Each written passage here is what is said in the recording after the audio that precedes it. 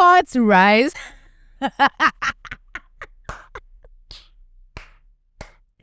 Hey, my country, Ghana.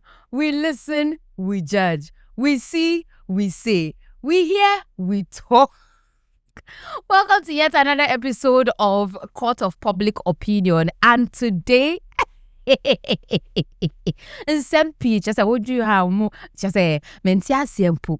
because tell me why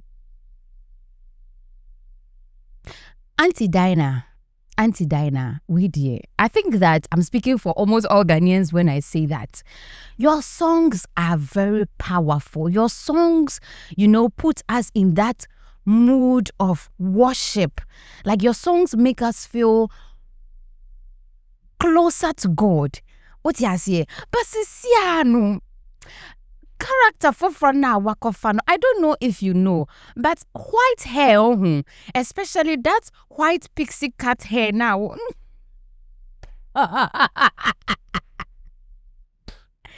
Hey, I mean, you all have seen Auntie Dinah's video. I mean, Dinah,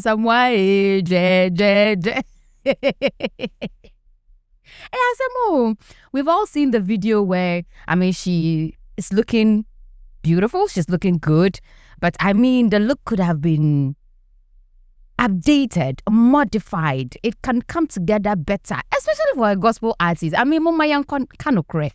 For a gospel artist,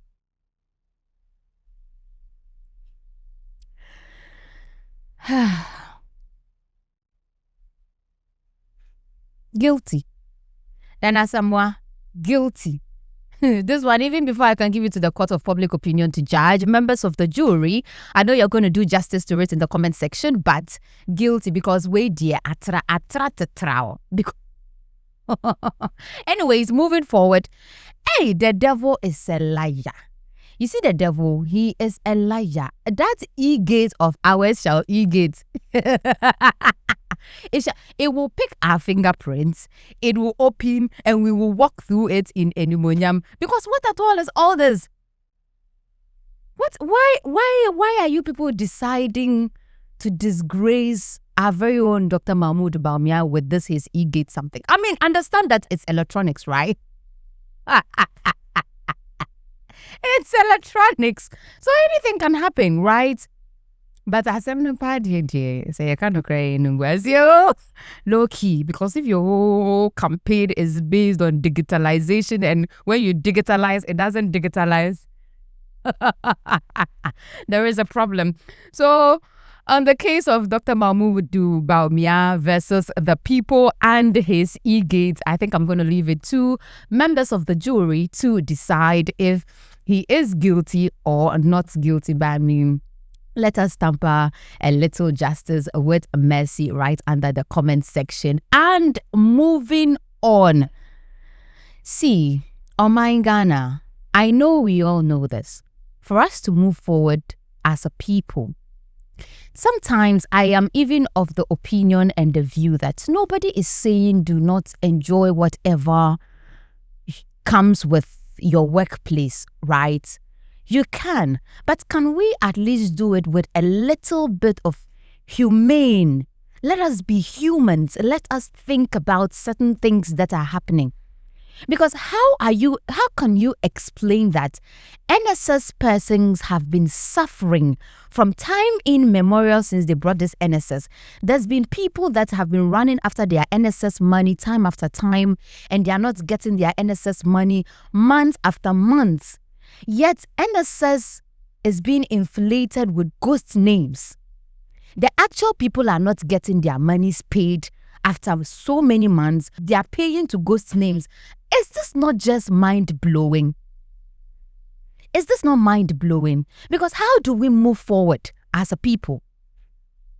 So this investigation was launched by the Fourth Estate's people, and then apparently they are actually telling them to stop putting it out there. But even before they can tell them to stop putting it out there, you know how information and news spread like wildfire. There's already bits and pieces of the thing out there.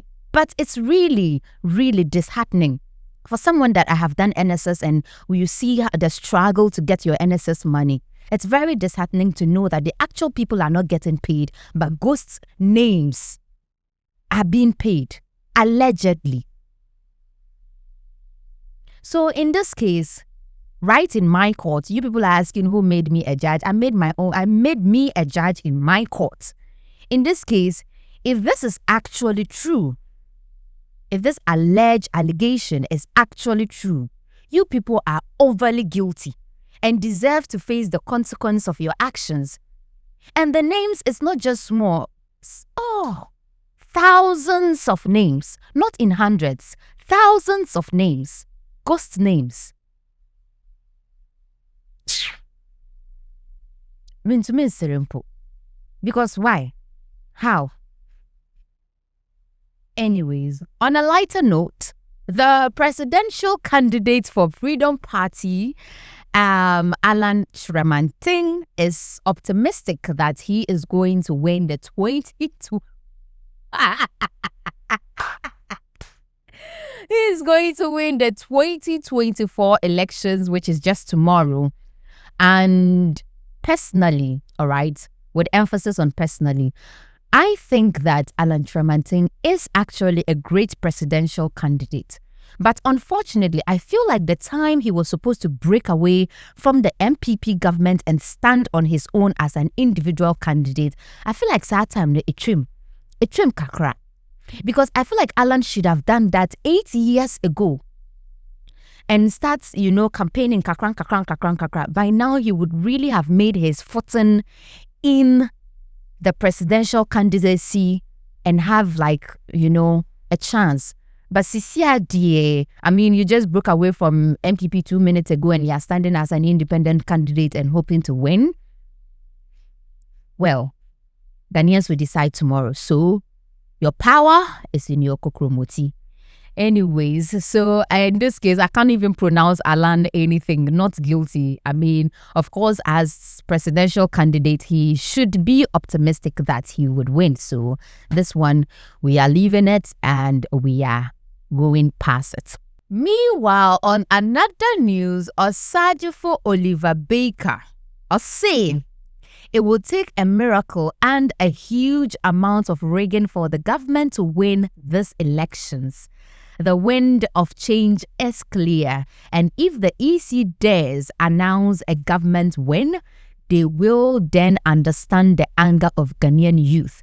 We will take the public by force. Ebufusa. Just say, But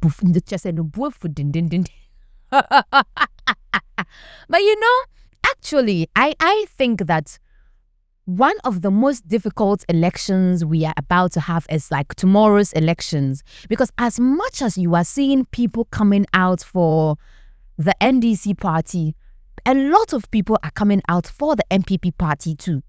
So it's really very difficult for you to say that this party will win or this party will win. I know very die-hard fans of the different parties are assured that their various parties will win. But when you look at the dynamics very well, the way the campaign strategies, their rallies and things are going, it's like the whole country is divided into equal parts.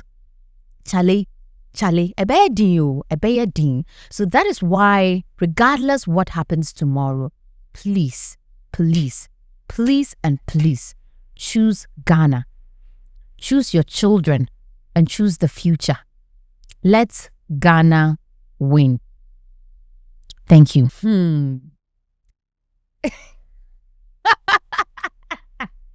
Hey,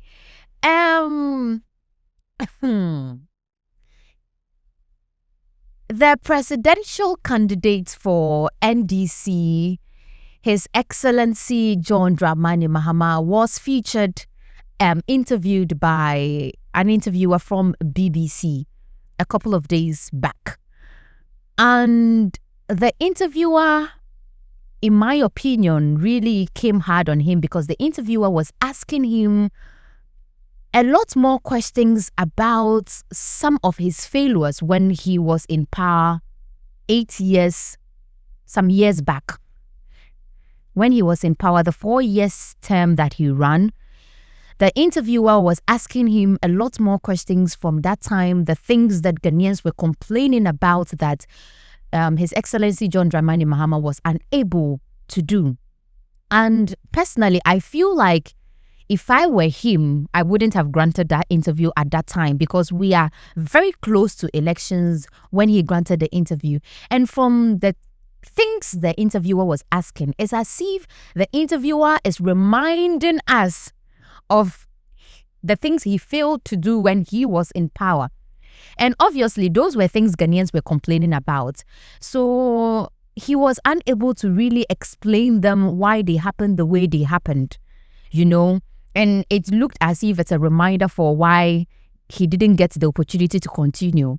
And looking at the crucial timing we have to election, personally, I wasn't convinced to continue with my vote.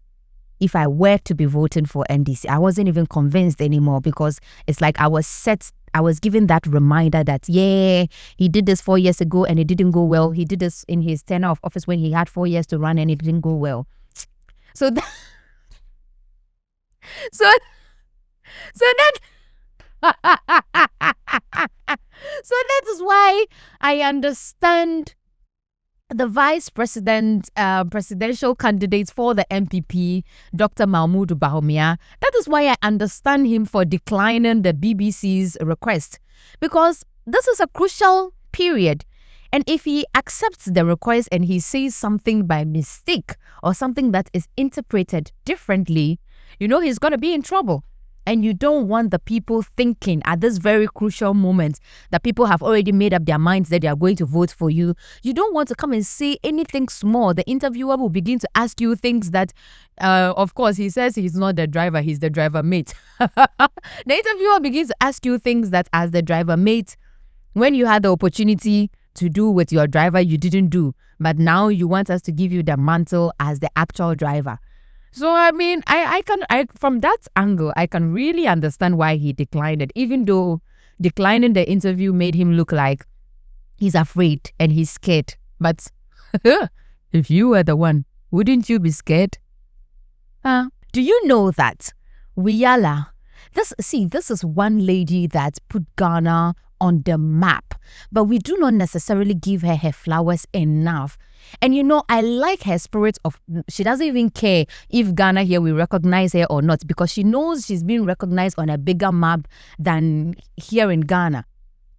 Did you know that Wiyala was actually part of the BBC most influential and inspiring 100 women across the world, from around the world?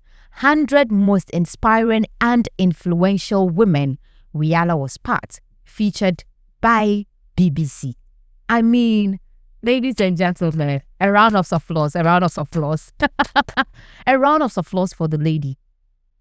If you know Wiyala very well, she says that, cut number yi to number, what the number so to number yi, jenkono, akono. So anybody that understand, interpret it down below in the comment section. Yawala, to number yi, to number, what the number so to number yi, jenkono, akono, to sala, to number yi, bang bale, to sala, to number yi, bang bale, to sala.